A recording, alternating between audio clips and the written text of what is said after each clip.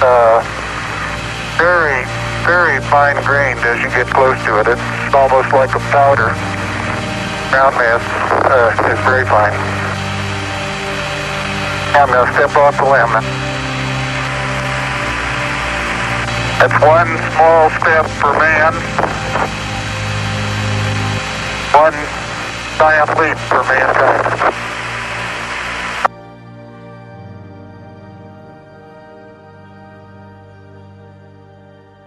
Good morning, good afternoon, and good evening to everyone who joins us from around the world. This is Stack Series, and we're so glad you're here. It is wonderful to be back with you all. This is Andrew and Renee, your hosts. We welcome you to the show. Thank you for having me. I'm excited for our conversation today. Today, we are exploring the science, safety, and societal impact of GLP-1s. We are talking about the medications that have just absolutely dominated the cultural conversation for the last few years. Oh, completely. You can't avoid it. We're talking about drugs like Ozempic, Wegovy, and Mounjaro, but we want to look far, far beyond the headlines. Exactly. I think most people, when they hear those names, they think weight loss shots. That's the framing. You see the before and after photos on social media. You hear the celebrity gossip. Right. Who's on it, who's not. Precisely. Yeah. And you see these headlines about pharmaceutical stock prices just soaring into the stratosphere. But the story we are going to unpack today is significantly more complex. So what's our angle then? We're looking at how these drugs actually work, and not just in the stomach, which is what most people assume. We're going deep into the brain. We really need to separate the marketing from the mechanism. The mission for this discussion is pretty specific then. We want to understand how these drugs are, in a very real sense, rewiring the body's relationship with food. And not just food. That's the other part of it. We're going to explore how they might be changing the future of addiction treatment. And, crucially, what the costs are. And I don't just mean the price tag, which is, enormous. I mean the physical costs. What is the tax on your muscle, on your bones? And the big one? What happens if you ever try to stop taking them? And for this, we have a massive stack of sources today. We're pulling from some of the huge clinical trials. You'll hear us mention the STEP 1 and SURMOUNT-4 studies a lot. Okay. We've also got meta-analyses on safety risks, the big questions about pancreatitis and thyroid cancer, and then there's some just fascinating neurobiology papers we'll get into. Things about the default mode network and addiction circuitry in the brain. That's the one. It's a really comprehensive look. Okay, so let's get into it. Let's unpack this. We have to start at the very beginning. Everyone calls them GLP-1s. It's become this buzzword like keto or macro. But what is GLP-1 actually? Right. GLP-1 stands for glucagon-like peptide 1. Okay. And it is what we call an incretin hormone. Now, the key thing to understand is that this isn't some foreign substance. Your body makes this. Naturally. Naturally.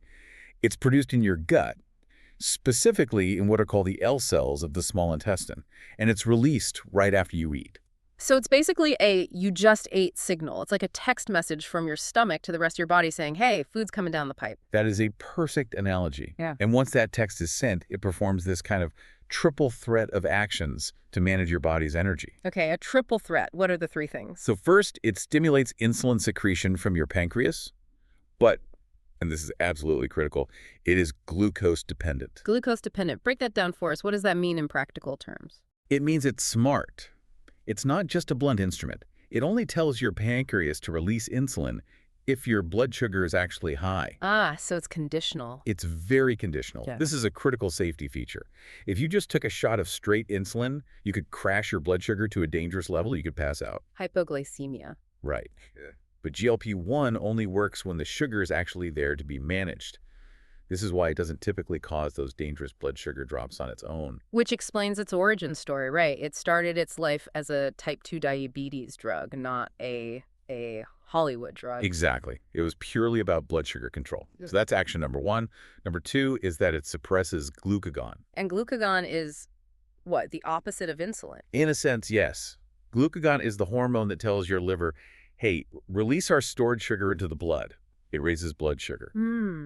So GLP-1 cleverly stops your liver from adding more fuel to the fire while your body's trying to deal with the meal you just ate. It's managing traffic. It's saying, no more cars on the highway, we're already full. Excellent way to put it. And then there's the third action. This is the one that people taking the medication usually feel most physically. It slows gastric emptying. Gastric emptying, that's a very polite medical way of saying food just sits in your stomach for longer. It sits there longer. It literally acts as a physical brake on your digestion. It keeps the food in your stomach, which causes the stomach wall to physically distend, to stretch. And that stretching sends a signal. It sends a direct, powerful signal to the brain, mostly via the vagus nerve, that just screams, I am full, stop eating, we have enough. Okay, so we have this hormone, GLP-1. You mentioned it comes from these L cells in the gut. But here's the part I always get stuck on. If my body already makes this stuff every time I eat, a piece of chicken, why do I need to inject a synthetic version of it? Why isn't my natural GLP-1 doing the job? That is the million-dollar biological question. And the answer really comes down to one word, durability, or lack thereof. What do you mean? When you eat that piece of chicken, your L cells do release GLP-1. But there's an enzyme in your body called DPP-4.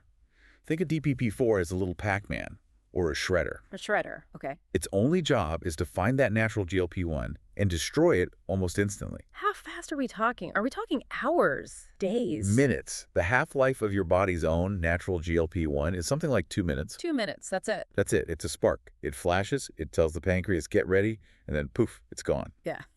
It's a very, very temporary signal that was only ever intended to handle that one specific meal. Okay, so nature intended it to be a text message, not a billboard, just a quick update. Exactly. But these drugs, semaglutide, which is Ozempic and Wegovy, or tirzepatide, which is Mounjaro, they are engineered to be resistant to that shredder. They're built with armor. They're built with armor. They're structured just slightly differently at the molecular level, so the DPP-4 enzyme can't latch onto them and break them down. So instead of lasting for 2 minutes, they stick around for days. How many days? A full week, 7 days. Wow. So instead of a quick I'm full signal that fades before you even think about dessert, your brain and your body are being just bathed in this constant I'm full signal 24/7. That's it. You've turned a transient signal into a permanent state of being. And it is that constant, superphysiological, meaning higher than normal exposure, that allows for all these massive downstream effects we're seeing, not just in the stomach, but far beyond. Okay, so that covers the classic drugs, the ones we hear about most, like Ozempic. But then there are these newer drugs, specifically Mounjaro, or its chemical name, tirzepatide. Is that just a stronger version of the same thing? Is it like extra strength GLP-1? Not exactly. It's actually a different mechanism, which is where the science gets really, really cool. Ozempic and Wegovy are pure GLP-1 agonists. They mimic just that one hormone. One key for one lock. Right. But tirzepatide is what we call a dual agonist. It mimics GLP-1, but it also mimics a second hormone called GIP. GIP. Yeah. Stands for glucose-dependent insulinotropic polypeptide. Okay, I feel like we are entering alphabet soup territory here. GLP-1, GIP, DPP-4. I know. But bear with me, because GIP is fascinating. Historically, for a long time, scientists actually thought GIP might promote fat storage. Wait, what? Yeah, in some early circles, they even called it the obesity hormone because it seemed to help the body pack away energy into fat cells. So why on earth would you put a supposed fat storage hormone into a weight loss drug? That sounds completely counterintuitive. Because biology is rarely black and white. It's all about context and dosage. It turns out when you combine GIP with GLP-1 and you give them together in these massive pharmacological doses, Doses way higher than nature ever intended. way higher, they create this incredible synergy. It dramatically amplifies the weight loss effects of GLP-1, but it also seems to blunt some of the nasty side effects like nausea that come with pure GLP-1. Hang on, so it works better and it makes you less sick? That is what the clinical trial data strongly suggests. Think of it like this. If semaglutide is hitting the stop eating button with one finger, tirzepatide is hitting it with 2 hands. The GIP component seems to have its own unique effects on adipose tissue, on your fat cells, to improve how they handle insulin and lipids. Which would explain why the clinical data often shows higher total body weight loss percentages for these dual agonist drugs. It's a huge part of the story. But here's where it gets really interesting for me. Because if this were just about a full stomach, if it were just about that slow gastric emptying, I feel like people would just report feeling bloated and uncomfortable all the time. Which some do, to be fair. Sure. But users report something else, something more profound. They talk about a change in their mind, a quiet. This is the aha moment in the research. For a long, long time, we focused on the gut. We thought obesity was a metabolic disease that you treat in the periphery, in the stomach, in the fat cells. But that's not the whole picture. Not even close. We now know that GLP-1 receptors are found all over the brain. They are in the hypothalamus, which is basically the command center for appetite and energy balance. They are in the brainstem. So the drug is literally crossing the blood-brain barrier and walking right into headquarters. It is. It's not just sending messages from the field, it's hacking the central communication lines.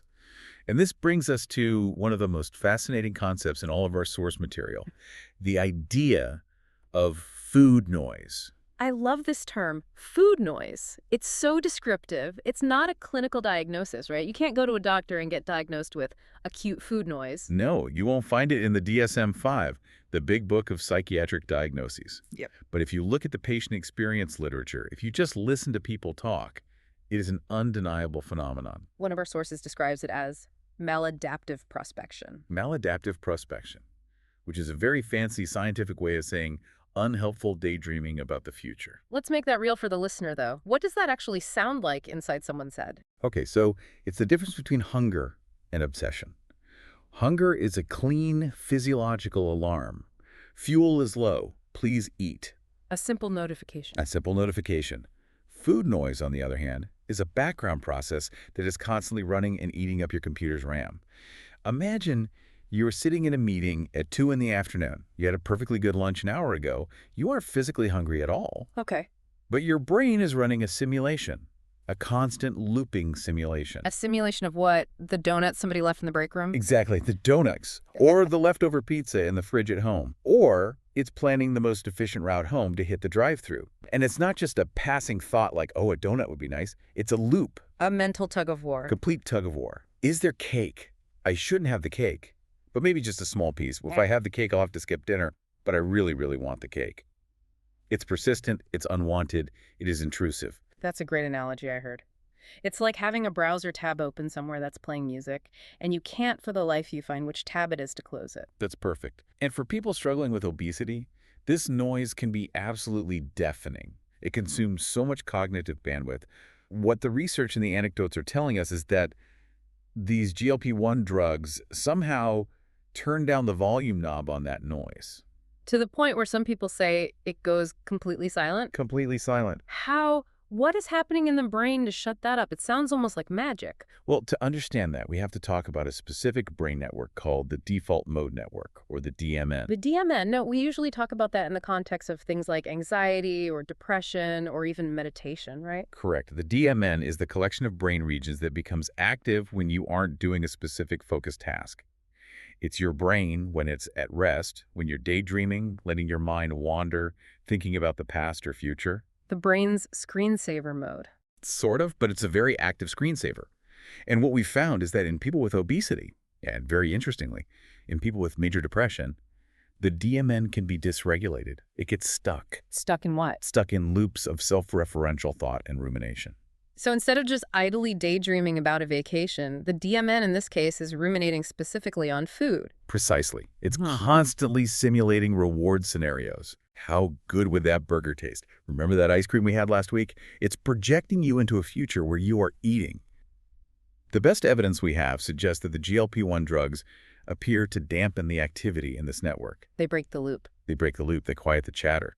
One of the analogies used in our sources that I thought was brilliant is that it shifts eating from a compulsive, reward-driven behavior back to a simple physiological response.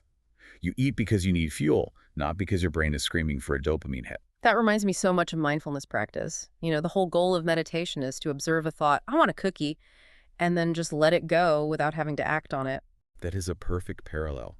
It's so perfect, in fact, that some neuroscientists are starting to compare the drug's effect to a kind of chemical mindfulness. Chemical mindfulness, I like that. Because both mindfulness meditation and GLP-1s seem to do two things. They amplify the interoceptive signals, the I'm full signal from your body, and they dampen the wanting signal from your brain. It separates the liking of food from the obsessive wanting of it. Okay, so if we are talking about dampening the wanting signal, we absolutely have to talk about addiction, because this seems like the next logical step. If this drug can quiet the obsessive craving for a donut, can it quiet the craving for other things? This is the absolute frontier of this research right now. And the early signals, both from animal models and human anecdotes, are incredibly promising. So where do we start? What's the mechanism? It starts with brain geography. We know that GLP-1 receptors are not just in the appetite centers. They're also densely located in the ventral tegmental area, the VTA, and the nucleus accumbens. The famous reward centers, the places in the brain that light up for gambling, sex, shopping, and, of course, drugs. The holy grail of the dopamine system. These are the areas that drive motivated behavior. What GLP-1s seem to do is modulate the release of dopamine in these critical areas. Modulate. That's a careful word. Does that mean reduce? Block? It's more like it. It clips the peak, it blunts the surge. And specifically, it seems to blunt the anticipatory dopamine surge. This is a really crucial distinction. Explain that. In modern addiction science, we've learned that dopamine isn't really about the pleasure of consuming something. It's about the motivation, the craving, the drive to get the thing. It's the thrill of the hunt, not the feast. Exactly. You know how the anticipation of that first sip of wine after a long day is almost better than the wine itself? That feeling of relief before you even drink. Oh, absolutely. That's the aha moment. That is the dopamine spike. GLP-1 seem to flatten that spike. The cue is still there. You see the bottle of wine, but the urgent, I must have that now feeling is diminished. So what's the evidence for this beyond food? Well, a lot of it is preclinical, which means it's in rodent studies, but the results are pretty stunning. You give these drugs to rats that have been conditioned to seek out substances, and they just lose interest. In what kind of substances? They've shown they voluntarily reduce their intake of alcohol, nicotine, opioids, and even cocaine. Cocaine. That is one of the most powerful behavioral drivers we know of. If it can override the drive for cocaine, that is hugely significant. It is. The theory is that the drug cues, the triggers, the little levers or lights that the rat associates with getting the drug, they lose their salience. Their shininess. Their magnetic pull.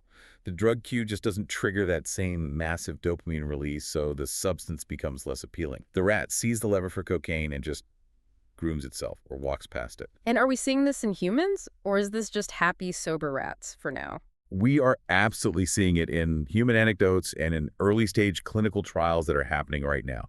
The reports are everywhere. Patients who go on these drugs for weight loss who suddenly realize they haven't had a cigarette in a week and didn't even notice. We forgot to want it. You forgot to want it. Or they pour their usual glass of wine at night, take 2 sips, and pour the rest down the sink because it just doesn't do anything for them anymore. The magic is gone. That is profound. It's like it breaks the spell of the reward. It's not just food. It's the whole reward system that's being recalibrated. Right. And there's one other layer to this that's just emerging, which is neuroinflammation. Inflammation in the brain. Yes.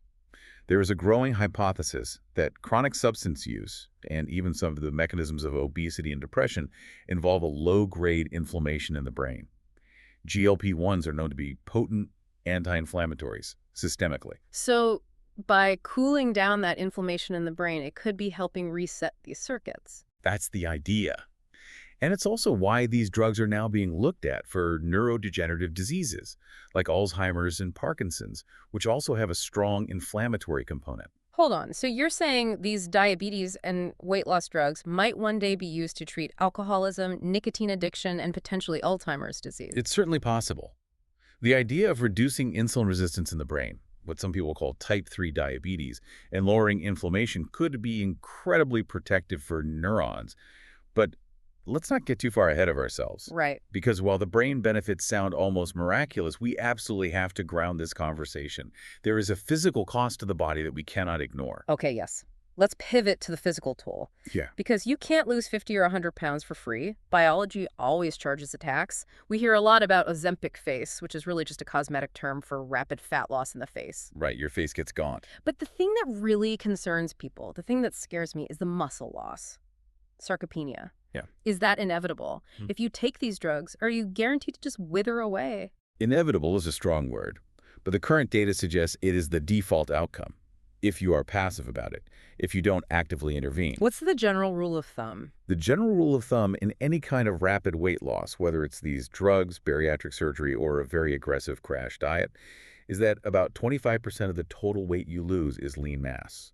25%, 1/4. 1/4. And that's not just muscle. That's muscle, bone density, connective tissue, water. That seems like a lot. So if you lose 100 pounds on the scale, 25 pounds of that might be functional tissue, not just fat. It's a lot. And the problem has a name: nutrient partitioning. When you are in a severe calorie deficit And some people on these drugs are eating 800, maybe 900 calories a day because they just have zero appetite. Your body panics. It thinks it's starving. It thinks a famine is hit. Yeah. So it goes looking for energy everywhere it can. And muscle is very expensive tissue to maintain. What do you mean expensive? Metabolically expensive. Muscle burns calories just by existing, even when you're sitting on the couch. So if your body thinks it's starving, the logic is, why are we paying for all this expensive high-maintenance muscle? Let's break it down and use it for fuel to keep the brain alive. So the drug, by suppressing appetite so profoundly, mimics a starvation signal that triggers the body to essentially clean house and get rid of its most costly asset. Exactly. And this can lead to a condition called sarcopenic obesity. This is a really dangerous state. Sarcopenic obesity, that's being skinny fat. It's the ultimate skinny fat. Yeah. It's where a patient might look thin in their clothes. They might even have a normal BMI, but their body composition is terrible. They have very little muscle mass and a high percentage of visceral fat around their organs. And that's metabolically very unhealthy. It's incredibly unhealthy. It's a recipe for insulin resistance, frailty. This is especially dangerous for older adults. If a 75-year-old takes these drugs, loses 40 pounds, but a huge chunk of that is muscle from their legs and core, the risk of a fall, of a hip fracture, it skyrockets. Yeah. So, back to the big question. Is this inevitable? Or can you fight it? You can fight it. You absolutely can. But you have to be deliberate and aggressive. You have to treat the lifestyle component of this like it's a second job. What does that look like? Our sources are unanimous on two things. First, high protein intake is non-negotiable. We're talking amounts like 1.2 to 1.6 grams of protein per kilogram of your body weight per day. That is a lot of protein, especially if you have no appetite and feel full after 3 bites of yogurt. It is a massive struggle for patients. You essentially have to force feed the protein with shakes, with bars, with lean meats. You have to prioritize it above all else. And what's the second thing? Resistance training. You have to lift heavy things. You have to give the muscle a reason to exist. You have to send a powerful mechanical signal to your body that says, no, we need this tissue, do not break it down. Which brings us to bones. You mentioned mechanical loading as part of that lean mass loss. Yes. Bones are living tissue, just like muscle. They obey something called Wolff's Law, which basically says they adapt to the loads under which they are placed. The more weight you carry, the stronger and denser your bones become to support it. So when you rapidly lose a lot of weight, there's less mechanical load on the skeleton? Much less. The body says, hey, we don't need this heavy, dense framework anymore, and it can start to demineralize the bone. Bone density can drop. So you could end up lighter, but also more fragile. Potentially. Now, what's interesting is that the GLP-1 hormone itself, at a cellular level, might actually promote bone formation. It seems to have a positive effect on bone marrow stem cells. But the effect of just carrying less weight might override that small benefit. in most cases, the mechanical unloading is a much more powerful signal. So fracture risk is something that really needs to be monitored in these patients long-term, especially as they age. Okay, so we've got a complex picture. It quiets the food noise, might help with addiction, but it can eat your muscle and bone if you are not extremely careful. Let's talk about safety. Because when I scroll through social media, I see people terrified of stomach paralysis, pancreas problems, and cancer. Let's tackle those one by one and really try to separate the frightening anecdote from the large-scale data. Let's start with the big one, the one that's been around the longest: pancreatitis and pancreatic cancer. This has been a fear since the very beginning of this class of drugs, right? Since the first ones came out in the mid-2000s, early case reports and some animal studies suggested a possible link. What was the logic behind that fear? The logic was fairly straightforward, because the drug's main job is to stimulate the pancreas to make insulin. Maybe it could overwork the pancreas. That chronic overstimulation could cause inflammation, which is pancreatitis, or, in the worst-case scenario, uncontrolled cell growth, which is cancer. That makes sense, theoretically. So what does the new, more robust data say? We now have these massive meta-analyses. They've pooled the data from all the big cardiovascular outcome trials, which are required for drug approval. We're talking about a data set with over 50,000 patients. That's a huge number. It's a very powerful number. And what these analyses show is no statistically significant increase in the rates of pancreatitis or pancreatic cancer in the groups taking GLP-1s compared to the groups taking a placebo. No significant increase. That's very reassuring. It is. It has calmed a lot of fears in the endocrinology community. However, and there's a nuance here. For patients who have a personal history of pancreatitis, The guidance is still to be very cautious. So if you've had it before, you might be more susceptible. Correct. But for the general population without that history, the data is very comforting compared to those early fears. Okay, what about thyroid cancer? I feel like I've seen the warning labels on the medication boxes that specifically mention thyroid tumors. You have. There's an official black box warning from the FDA on these drugs regarding medullary thyroid C-cell tumors. Ugh. But this is a classic textbook case of mice are not men. Explain what that means in this context. So rodents, rats, and mice have a huge number of GLP-1 receptors all over their thyroid C-cells. It's a place their bodies use this hormone extensively. So when you give them massive doses of these drugs, their thyroids light up and, yes, tumors can form. Okay. And humans. Humans, however, have very, very few, almost negligible GLP-1 receptors in our thyroids. So the biological mechanism that causes the cancer in rats doesn't really exist in the same way in humans. That is the overwhelming consensus among endocrinologists now. The human data over the years has been very inconsistent. Sometimes a study shows a tiny little blip in the numbers, but researchers now believe this is almost certainly due to something called detection bias. Detection bias, is that basically like if you start looking for something really hard, you're more likely to find it? That's exactly it. If you're on a new, high-profile, expensive medication, what happens? You see your doctor constantly, you get more physical exams, they feel your neck more often during those exams, they are more likely to order an ultrasound. And so they find little nodules or bumps that might have been there harmlessly for 10 years, but they only found it now because they were looking? Precisely. So it looks like an increase in the statistics, but it's really just an increase in scrutiny. That makes a lot of sense. Okay, let's talk about the one that sounds like something out of a horror movie. Gastroparesis. Stomach paralysis. This one is real. It does happen. But it's important to understand the context. It's rare, and it's tied directly to the primary mechanism of how the drug works. Right, you said mechanism number 3 is that it slows gastric emptying. It hits the brake pedal on digestion. Right. Gastroparesis is essentially that mechanism working too well. The brake pedal gets completely stuck to the floor. Digestion slows almost to a halt. Food sits in the stomach undigested for days. And that would cause what? Severe nausea, intractable vomiting, abdominal pain, dehydration. It's a truly miserable condition for the people who get it. How common is it, really? Recent studies suggest that users of these drugs are about 50 to 66% more likely to be diagnosed with it than non-users. Now, that percentage sounds terrifying. It does. A 66% increase sounds huge. It does, but, and this is the big but you always have to look for in statistics, the absolute risk is still very, very low. We're talking less than 1% of all users. Probably closer to 0.5%. So a 50% increase on a very tiny number is still a very tiny number. Exactly. Statistics can be framed to sound scary. And the good news is that in most cases, it is reversible. You stop the drug, and the stomach eventually, slowly wakes back up. But for that small fraction of patients, it's a very severe adverse event. We've covered how it works, the incredible benefits for the brain, the risks to the body, the safety profile. But now we have to talk about the elephant in the room, or maybe the elephant that comes back into the room after you kick it out. A very good way to put it. We have to talk about the end game. Because nobody starts a medication thinking, I will be on this until the day I die. We tend to view weight loss as a project with a start and a finish. You do the project, you get to the goal, you graduate. And that entire mindset is exactly what the clinical trial data completely destroys. The study that really opened everyone's eyes was the Step 1 trial extension. They took people who had lost a lot of weight on the drug for over a year, and then they switched half of them to a placebo. And what happened? The weight didn't just creep back, it surged back. Within 1 year of stopping the medication, participants had regained 2/3 of the weight they had lost. 2/3 in a single year. That is a brutal rebound. It is incredibly fast and incredibly demoralizing for the patients. And the SURMOUNT-4 trial with the newer drug, tirzepatide, showed something very similar. The patients who were switched to a placebo after the main trial regained about 14% of their body weight, while the group that stayed on the actual drug continued to slowly lose more. Why, though?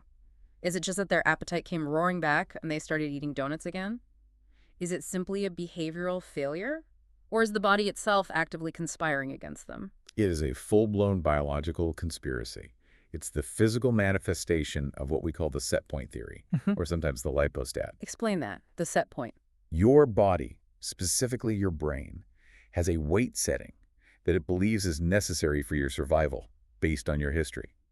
If you have been living with obesity for a long time, Your body rigorously defends that higher weight as its normal. So when you use a powerful drug to force the weight down, The body views that weight loss as an injury. It perceives it as a life-threatening crisis. It thinks you were in a famine and you were about to die. so it fights back. It fights back with everything it has. The moment you lift that chemical boot off the neck of your appetite, the body releases a flood of ghrelin, the hunger hormone. It lowers your metabolic rate to conserve every possible calorie. It makes you lethargic. It does everything in its power to drag you back up to that comfortable, higher set point. I've heard it compared to holding a beach ball underwater. As soon as you let go, it doesn't just gently float to the surface, it shoots up into the air.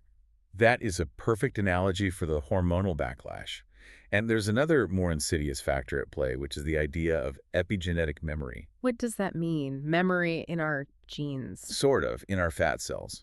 Your fat cells, your adipocytes, are not just inert storage bags for lipids. They are biologically active endocrine organs. And research suggests that even after you shrink a fat cell by losing weight, it retains a molecular memory of being large. How? Changes happen to the DNA within that cell, not to the code itself, but to the switches, the epigenetic tags, that control which genes are turned on and off. Those tags can leave the cell primed and ready to store fat again at the first opportunity. So the cell is just waiting for the signal to expand back to its former glory. Yes, the infrastructure for obesity is still there, just in a deflated state. The body defends its highest ever weight. This really reframes the entire concept of obesity, doesn't it? It moves it so far away from being a willpower failure and squarely into the realm of being a chronic medical condition. It absolutely does. And that is the ultimate conclusion of our source material.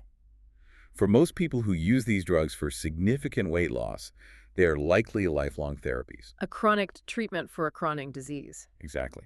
We don't expect someone with high blood pressure to take a pill for a year, fix their pressure, and then stop the pill and be cured forever.